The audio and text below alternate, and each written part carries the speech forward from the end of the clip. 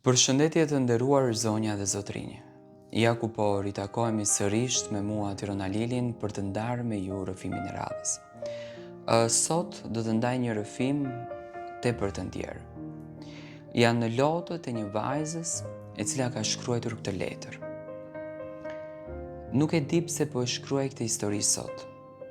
Ndoshta sepse për vite të tëra kam jetuar me një plagë që nuk mbyllet kurrë. Ndoshta sepse kam heshtur gjatë, aq gjatë, sa që zëri im filloi të më dukej i huaj. Ose ndoshta sepse dua që dikush, diku, të dëgjoj dhimbjen e një vajze që u rit pa përqafim të nënës së saj dhe pa mbrojtjen e babait të saj. Sot jam 24 vjeç.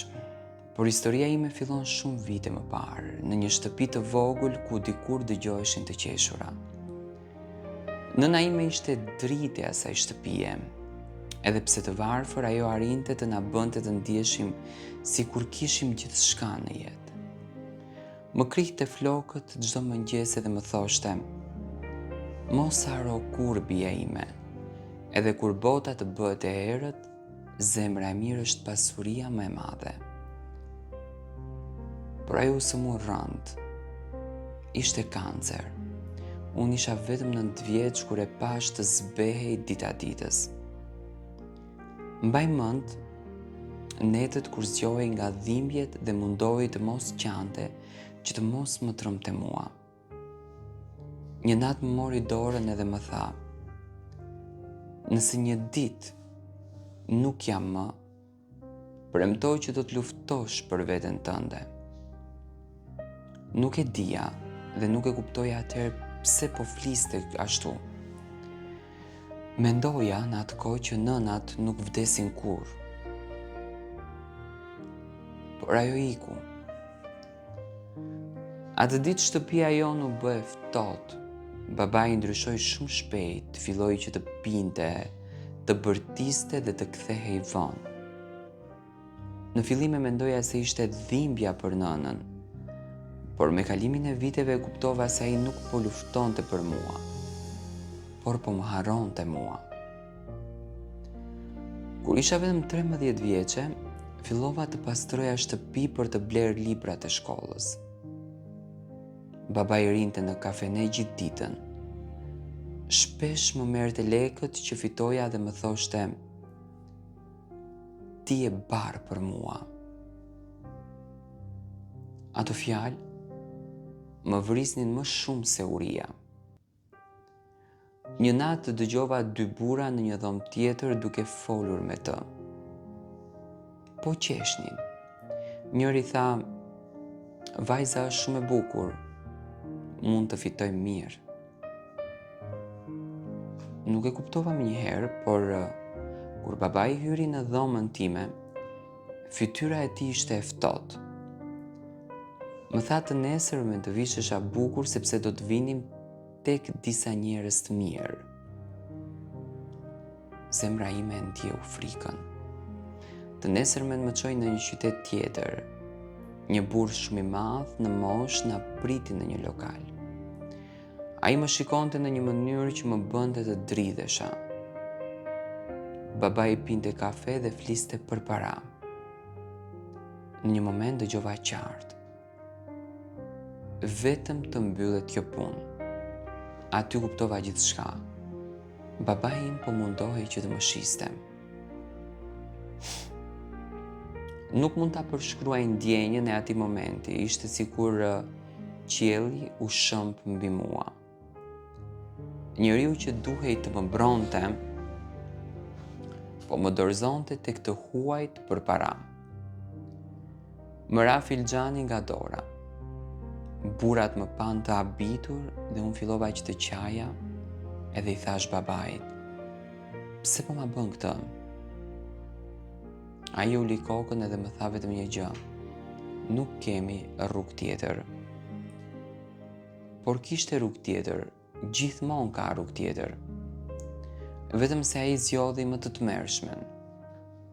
Atë natë, ndërsa po flinim në një motel të vogël, unë hapa derën nga dale dhe ika. Vrapova zbathur në errësirë, nuk e dija se ku po shkoja. Vetëm vrapoja. Më dukej sikur nëna ime po më shtynte të mos të ndalesha. Përfundova në stacionin e autobuseve, isha e trembur, e uritur dhe e vetme. Një grua e moshuar më pa duke qarë në cep të stacionit. Ajo më afroi një batanie dhe më pyeti: "Ku është familja jote?" Nuk mund të flisja, vetëm qava. Ajo grua u bë shpëtimi im. Ajo lajmëroi autoritetet dhe më dërgua në një qendër për vajza të mitura. Për herë të parë pas shumë kohësh dikush më pyeti nëse kisha ngrënë. Në netet e para nuk flija. Zgjohem ende sot nga ato kujtime. Sa herë dëgjoja hapat në korridor, më dukej sikur babai kishte ardhur të më merrte. Por ngadalë fillova të ringrihem, vazhdova shkollën, punova pas mësimeve. Shpesh qaja fshehurazi sepse më mungonte nëna ime. Më mungonte ideja e një familje normale. Një ditë kur isha vetëm 18 vjeç, more një telefonat, ishte babai. Zëri i tij nuk ishte plakur, ai qante. "Më fal", më tha. "Kam shkatruar jetën time." Nuk e dija çfarë të thosha. Një pjesë e imja kishte mall për të, por pjesa tjetër kujtonte vajzën 13 vjeçare që dridhej nga frika në atë monel. E takova pas shumë vitesh Timati. Ishte thinjur dhe duke i humbur. Më tha se alkooli dhe borxhet ja kishin errësuar mendjen, se çdo natë shihte fytyrën time në ëndra dhe nuk gjente qetësi. Por disa plak nuk shërohen kur plotësisht. Sot jetoj larg atij qyteti. Punoj si kujdestare për fëmijët jetim.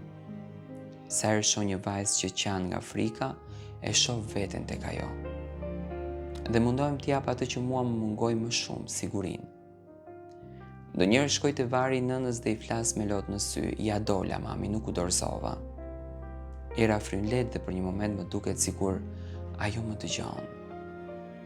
Kjo histori nuk është vetëm për mua, është për çdo vajzë që është ndjerë pa vlerë, për çdo fëmijë që është rrethuar nga njerëzit që duhet ta mbronin dhe për çdo shpirt që mendon se nuk ka shpresë. Ka gjithmonë një dritë, edhe në netët më të errta, dhe unë jam prova e saj e gjallë. Në fakt, ky është rrëfimi që unë e ndava me ju. Dua të marr mendimin tuaj për çdo shkronjë që kjo vajzë ka sjellur në këtë letër.